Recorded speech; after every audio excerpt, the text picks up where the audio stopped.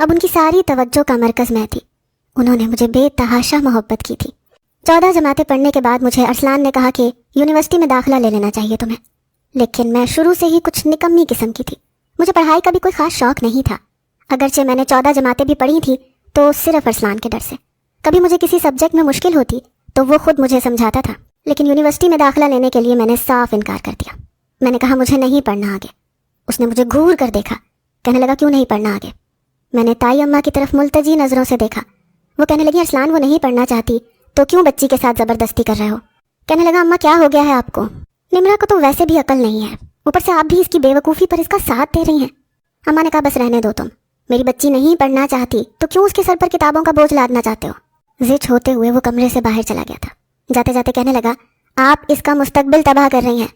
لیکن نہ تو مجھے اس بات کی پرواہ تھی اور نہ ہی میری تائی اماں کو۔ میں نے گھر کی ساری ذمہ داری سنبھال لی تھی۔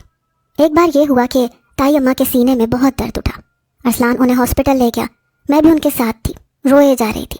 ہاسپٹل جانے سے پہلے وہ مجھے تسلی دے کر گئی تھی کہ کیوں پریشان ہو رہی ہو، ذرا سا درد ہی تو ہے، کچھ ہی دیر میں دوائی کھا کر ٹھیک ہو کر واپس آ جاؤں گی۔ ارسلان اماں کو ہاسپٹل لے کر گیا تھا۔ رات کے 3 بجے تک میں تائی اماں کی واپسی کا انتظار کرتی رہی، لیکن وہ نہیں آئی۔ صبح سویرے مجھے ایمبولینس کی آواز اپنے گھر کے باہر سنائی دی تھی۔ میں فوراً سے باہر آئی، مین دروازہ کھولا تو ارسلان روئے جا رہا تھا۔ اپنی بائک سے نیچے اترا اور جب ایمبولینس کا دروازہ کھولا تو اسٹریچر پر لیٹا میری تائی اماں کا مردہ وجود دیکھ کر میں تو گویا پاگل سی ہو گئی تھی۔